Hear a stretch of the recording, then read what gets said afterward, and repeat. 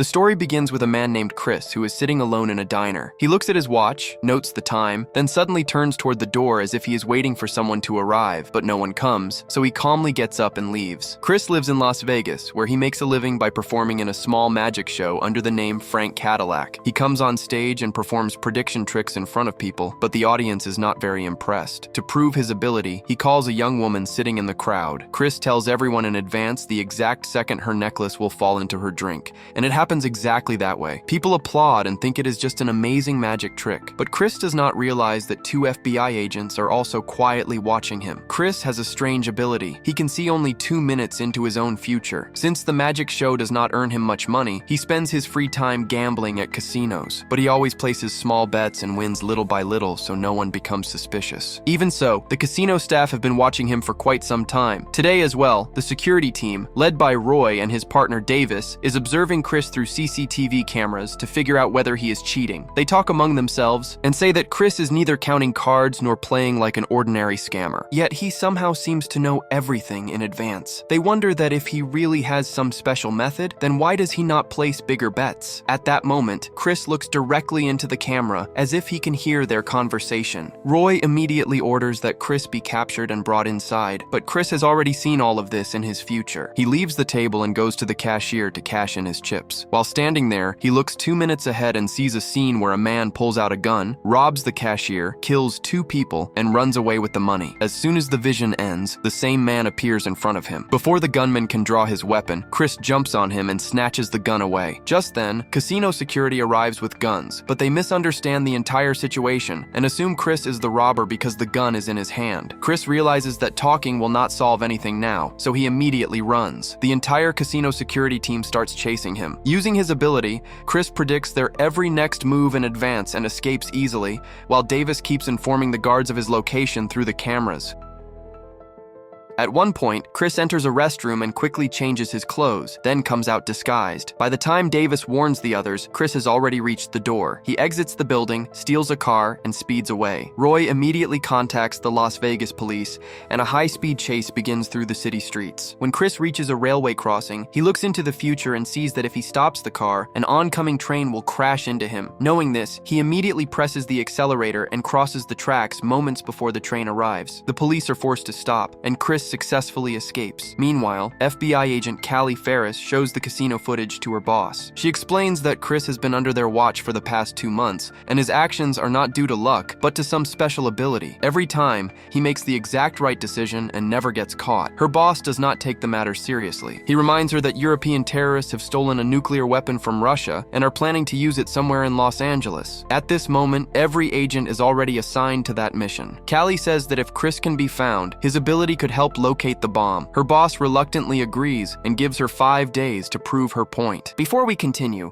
I'd like to request you to subscribe to the channel. It would mean a lot to me. Callie immediately orders her assistant Kavanaugh to bring Roy. Kavanaugh arrives at the casino, shows his badge, and takes Roy to the FBI Mobile Command Center, where Callie begins questioning him about Chris. Roy explains that they had been keeping Chris under surveillance because they suspected him of cheating. Callie shows him the picture in which Chris is looking directly at the camera, then asks what they were discussing at that exact moment. Roy admits that he was just about to order Chris's arrest when Chris suddenly looked up. Callie immediately understands that Chris does not need to be physically present there. He can also sense the decisions forming in other people's minds. After thanking Roy, Callie lets him leave. Outside, Kavanaugh warns him never to speak to anyone about Chris's real identity. Inside, Callie and her team review all the remaining information and estimate that Chris can see anywhere from 1 minute and 12 seconds to nearly 2 minutes into the future. At one point, there had been a gap of 2 minutes and 16 seconds in his reaction, where instead of placing a bet, he simply stood up and walked away. The team concludes that perhaps 2 minutes and 16 seconds is too far ahead, and he cannot see that far. Just then, Kavanaugh returns and reports that the police have located the stolen car. Meanwhile, Chris drives to the home of his old friend Irv while people are still searching for him. Seeing the car, Irv asks where it came from, and Chris calmly tells him that he stole it. Irv scolds him, saying that stealing cars and constantly running away will destroy him one day. Then he advises Chris to forget about the girl he keeps seeing in his dreams and visions. In reality, Chris goes to the diner every day to meet that same girl. In one of his glimpses, he saw her there, but he does not know on which day she will come. He only remembers that the clock showed 9:08, and he does not even know whether it was morning or night. That is why he goes to the diner twice every day. Jokingly, Irv asks whether he also looked at the calendar when he saw the clock. Otherwise, maybe she will come hungry 10 years later. Chris explains that this woman is not ordinary, because when it comes to her, he can see much farther ahead than his normal 2-minute limit. To him, that is a sign that she may be his true love. Irv advises him not to risk everything for a dream that may never come true. Suddenly, Chris goes silent. He says that a woman is coming here and she is an undercover police officer. Irv immediately tells him to run, but Chris decides to stay. He says he first wants to see how much she knows about him and what she wants from him. A short while later, Callie enters and asks to speak with Chris alone. She hints at his ability to see the future, but Chris pretends not to understand. Jokingly, he says maybe she is talking about his magic show, and he also tells her that he saw her at the show. Callie gets straight to the point. She says that a nuclear bomb has been stolen and smuggled into America for an attack. She wants Chris to use his ability to help find it. Chris flatly refuses. He says he does not trust the government because they will only use him and then imprison him.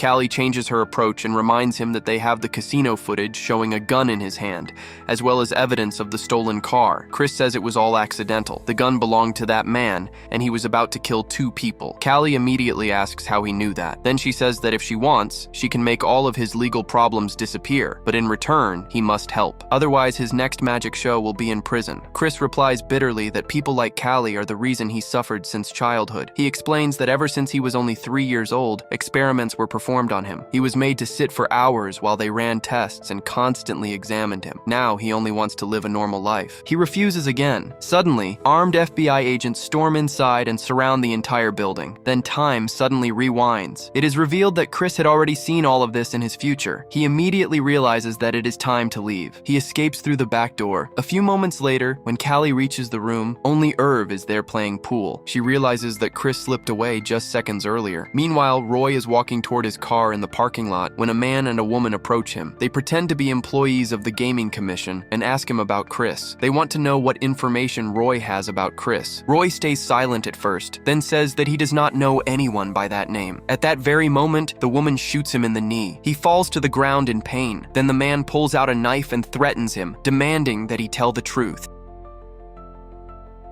The next day, Chris is once again sitting in the same roadside diner. He is drinking a beverage while looking at his watch. This time, at the exact moment he had been waiting for, the woman from his visions finally walks in. Her name is Liz. She passes by the surprised Chris and sits at a nearby table. Chris immediately begins seeing many possible futures, so he can choose the one in which he successfully speaks to her. He tries different approaches, sometimes asking for a lighter, sometimes asking about coffee, but every attempt fails. Liz ignores him each time. Meanwhile, Liz's ex-boyfriend Kendall arrives there. He is upset that Liz is ignoring him. In anger, he grabs her hand and refuses to let go, even though Liz says he is hurting her. Chris steps in and tells him to back off. Kendall angrily throws a punch, but Chris easily dodges it. Kendall attacks again and again, but Chris avoids every strike and effortlessly knocks him down, while calmly continuing to talk to Liz. He pins Kendall down, forces him to pay for Liz's breakfast, and even performs a coin trick, but Liz is still not impressed and leaves. Chris realizes that this future was not successful either, so the scene changes again. This time, Chris intentionally lets Kendall punch him, even though he already knows the blow is coming. Liz immediately yells at Kendall and tells him to leave, then she stays behind to help Chris. During their conversation, Chris says that his car was stolen and that he wants to go to Flagstaff. Liz says that she is also going there, where she teaches at a local school. Out of sympathy, she offers to give him a ride, joking that he does not look like a crazy man. Soon afterward, the two of them leave together on the journey. On the way, Chris says that meeting at the diner and heading in the same direction may be a sign of fate. Liz disagrees. She says she does not believe in destiny because life feels better when it is unexpected. Meanwhile, Callie and Kavanaugh arrive at the diner and begin searching for Chris, questioning the owners. They learn that Chris used to come there every day and always left at exactly 8:09, except for today. The owners explain that today he met a woman, and they overheard both of them talking about going to Flagstaff. After leaving there, Callie orders Kavanaugh to obtain footage from the area traffic cameras so they can trace Chris's route. Then Kavanaugh gives shocking news that Roy was found dead in the parking lot. His throat had been slit, and his kneecap had been shattered by a gunshot. Callie angrily says, "You are telling me this now? We just questioned him about." She immediately realizes that the terrorists are after him, and they want to eliminate Chris so he cannot interfere with their plan.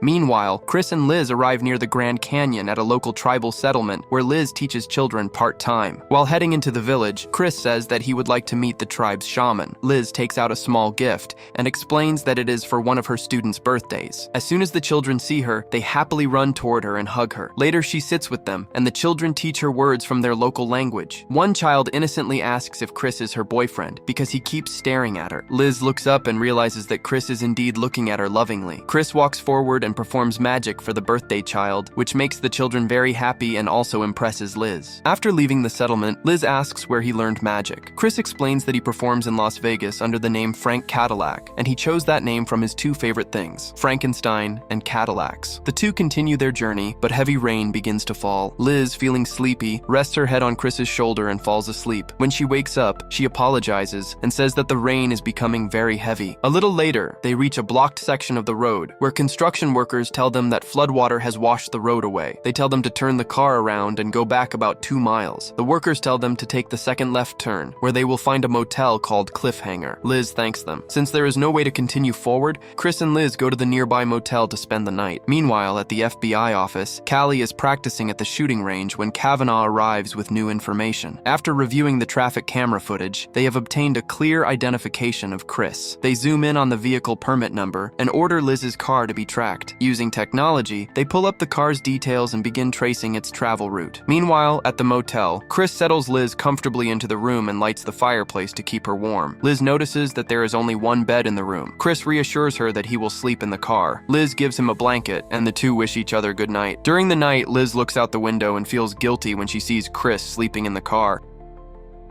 The next morning at a harbor, terrorists are unloading shipping containers. Inside one of those containers is the stolen nuclear bomb. They assemble its parts and activate it to test it. The same man and woman who killed Roy report to their leader. The leader asks what they learned from the casino security chief. They reply that before dying, he said federal agents were searching for Chris. The leader angrily says that if the government is also looking for Chris, then he must be an important man. The leader orders that Chris be eliminated immediately. Meanwhile, at FBI headquarters, Kavanaugh tells Callie that they have tracked Chris and Liz to a motel in Flagstaff. He explains that an Arizona DOT officer recognized their Land Cruiser because they had stopped there when the road was closed. Callie immediately realizes that Chris already knew the road would be blocked, which is why he ended up there. Before she can take action, she is called into an emergency meeting. At the meeting, Director Wisdom announces that the highest level nuclear alert has been issued.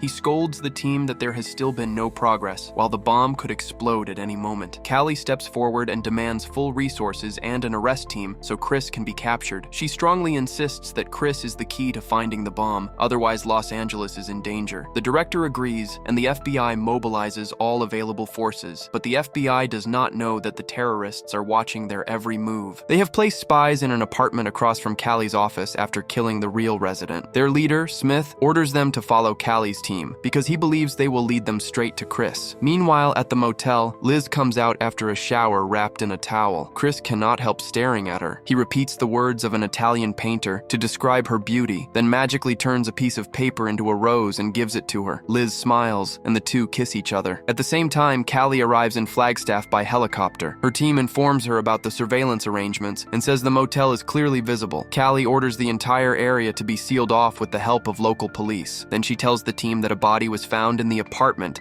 that had been watching her office, with its throat slit the same way as Roy. She realizes that someone is following them in order to reach Chris. Meanwhile, at the motel, Chris and Liz spend a few peaceful moments together. While both are lying on the bed, Liz softly says that maybe now she is beginning to believe in destiny. Outside, Callie and Kavanaugh are watching the motel from a distance through binoculars. They see Liz come outside and decide to stop her. Callie says to wait at least 2 minutes so Chris does not know in advance. After some time passes, they approach Liz. Callie shows her badge and orders her to get into the car. Inside the vehicle, they show Liz the casino footage in which Chris is holding a gun. Callie presents him as a dangerous criminal and a selfish man, saying that Chris is only using Liz to escape from the authorities. Liz is shaken after hearing all of this and cannot believe that what she is being told is true. Then Kavanaugh tells her that if she helps them capture Chris, everything will become easier. He gives her a bottle of pills and tells her to drop one pill into Chris's drink. He explains that the pill will make Chris unconscious unconscious, after which they will be able to arrest him easily. But the condition is that she must do it only after 2 minutes have passed since Chris leaves the room. Under pressure,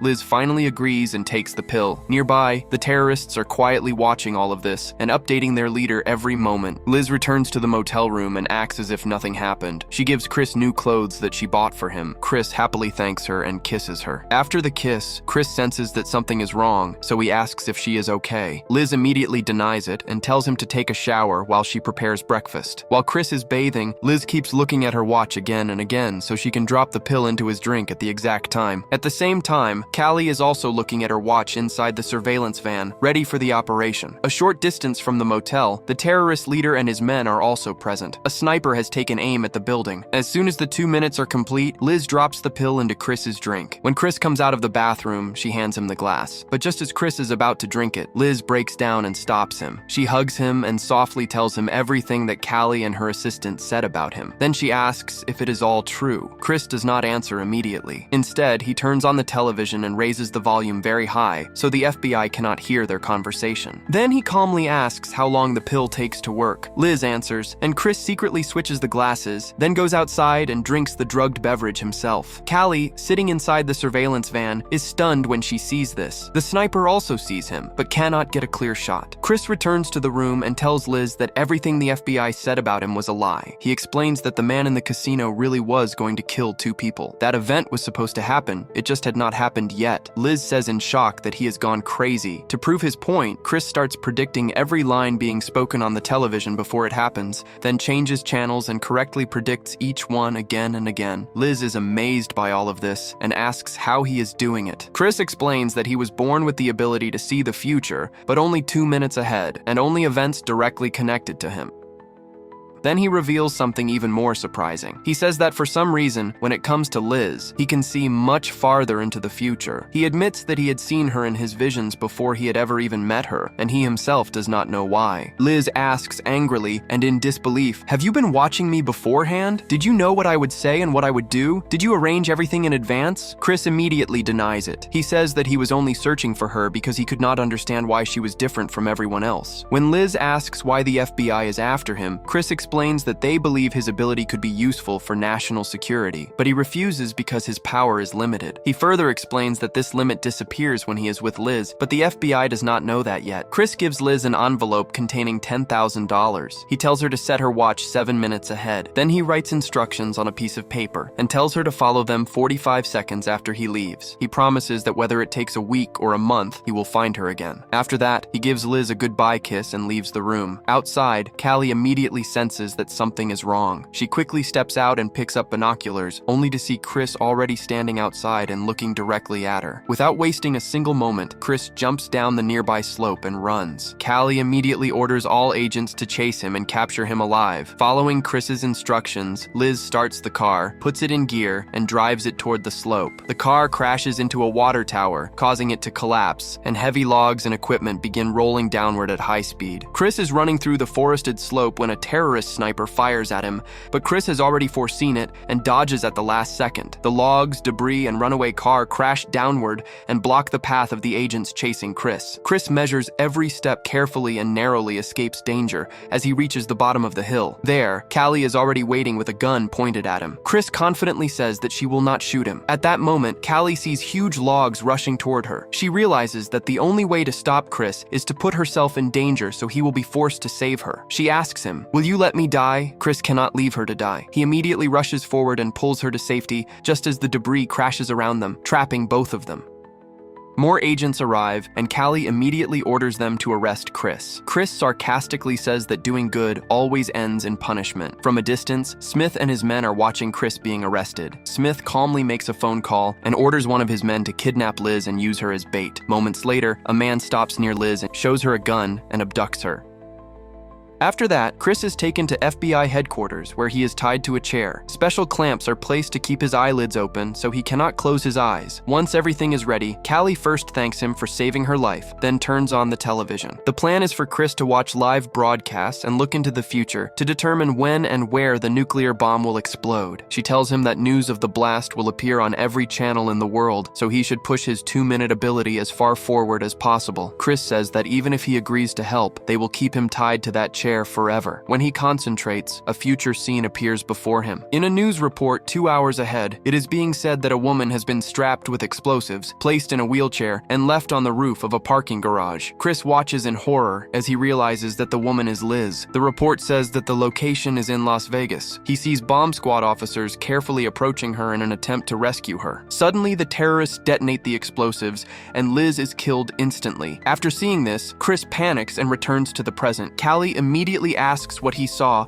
but Chris refuses to tell her. He says that if they truly want his help, they need to get him out of that room. Callie reluctantly agrees and orders him to be transferred to a holding cell. Once inside the cell, Chris asks for a cigarette. When the guards are distracted for a moment, Chris uses his ability to predict their every move and attacks them. He easily overpowers both guards and escapes from the cell. The alarm immediately sounds, and the entire building goes into lockdown. Callie and several agents run after him. A helicopter from above is also tracking his movements, while Chris is heading toward the same parking garage he saw in his vision. He enters and quickly makes his way to the roof. Callie orders her team to stay back and goes after him alone with a gun. On the roof, Chris stands some distance from the place where he knows Liz will die 2 hours later. Callie steps forward and asks why he came here. Chris finally tells the truth that Liz is going to die on this very roof in 2 hours. Callie makes a deal with him. She says that if he helps find the bomb, she will help him save Liz. Chris agrees, and the two immediately begin making a plan. Callie says that the terrorists are actually using Chris as bait. She warns him that if he openly goes onto that roof, 9 times out of 10 they will shoot him in the head. Chris calmly replies that he knows. After that, Callie orders all radio and telecommunication signals in the area to be shut down. The plan is for Chris to walk into the open area so the sniper will fire and reveal his position. As soon as the shot is fired, Chris will pretend to be hit, and the FBI will use the sound of the gunshot to locate and kill the sniper. Chris walks into the open section of the parking garage. When he reaches the middle, the sniper fires. Chris dodges the bullet at the last moment, but falls to the ground and acts as if he has been shot. The sniper tries to contact his partners, but the call does not go through because the signals have been blocked. The FBI identifies his position from the gunshot and immediately takes him out. Chris stands up unharmed, and Callie comes over to him. Chris explains that in every possible future he has seen, Liz eventually dies. Callie comes up with a new idea: save Liz before she even reaches the parking garage. Chris looks further into the future and learns the exact moment when Liz will be moved. He also reads the number of the van in which she will be transported. He gives the number to Callie, and she immediately orders it to be tracked. Meanwhile, Liz has already been strapped into the bomb vest and placed inside the van, which is preparing to leave the harbor. At the same time, Chris explains the harbor assault plan to the FBI. He says that Alpha and Bravo teams will storm the main entrance. Chris tells Liz that if she stays calm and follows everything he says, he will save her life. He also gives instructions to the sniper teams that they are to fire only on his command. One officer asks how they will get intelligence from the enemy. Callie replies that they do not need any other intelligence because they have Chris. Moments later, the assault begins. Just as Liz's van starts leaving the harbor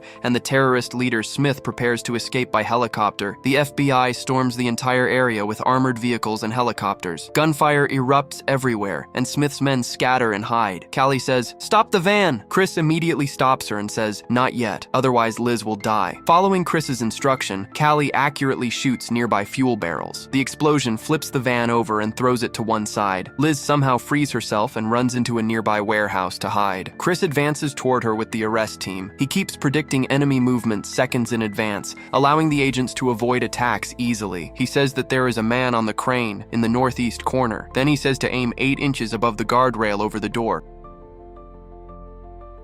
Meanwhile, Liz tries to remove the bomb vest but fails. As she goes deeper inside the warehouse, Smith finds her and takes her hostage. With his remaining men, he starts retreating while using Liz as a human shield. He has the detonator in his hand and threatens to blow Liz up if anyone comes closer. Chris and the FBI chase them until they reach a massive oil tanker. While retreating, the terrorists place motion-triggered bombs throughout the ship so the agents will be forced to stop. Chris senses the first bomb moments before it explodes, allowing one of the agents to safely disable it. He foresees the remaining bombs as well and guides the team past every trap. One terrorist hides and prepares to launch a surprise attack on them. Chris instantly sees himself being shot and warns the team of the sniper's position. He says, "The sniper is behind us at 6 o'clock. Then he adds that he is on the second floor catwalk. The sniper is killed before he can fire. To save time, they decide to split up and search the ship separately. Callie says, "We need to clear this ship deck by deck. You take this section. I'll handle the rest." Chris begins seeing dozens of possible futures at once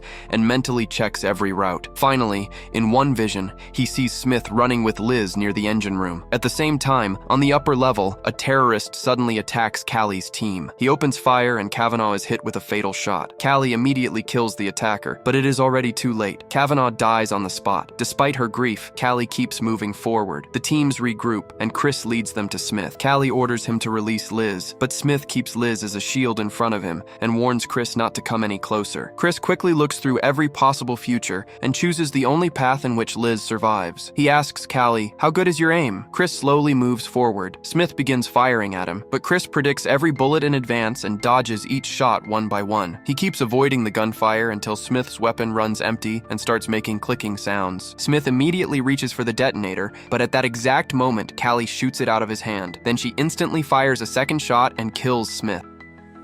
Liz is rescued, and the bomb vest is removed from her body, but Callie tells Chris that it is not over yet. The nuclear bomb is still missing and has already been activated somewhere. Chris is taken to a seismograph machine so the location of the explosion can be determined. He stares at the machine and tries to look into the future. Suddenly, the color drains from his face because he realizes the truth. Liz was only a distraction. While everyone was busy trying to save her, the real bomb had already been prepared to explode somewhere else. Suddenly, a massive shockwave spreads across the entire city. Everything is destroyed and millions of people are killed. Then suddenly, time rewinds. It is revealed that this too was just another vision of the future. In reality, Chris is still lying in bed with Liz at the motel. He realizes what he must do to stop that horrifying future. Chris makes a decision. He personally calls Callie and says that he will now fully cooperate and help find the nuclear bomb. But he has one condition. Liz must be kept completely out of the entire matter. Callie agrees to the condition and says that she is on her way. Chris wakes Liz and tells her that he has to go. Liz asks if he will come back. Chris promises that he will, whether it takes a week or a month. He tells her to wait for him. Liz agrees and the two share one final kiss. A short while later, Chris is standing outside waiting. Callie arrives and asks, "Are you ready?" Chris nods, gets into the vehicle, and the two drive away. The story ends here.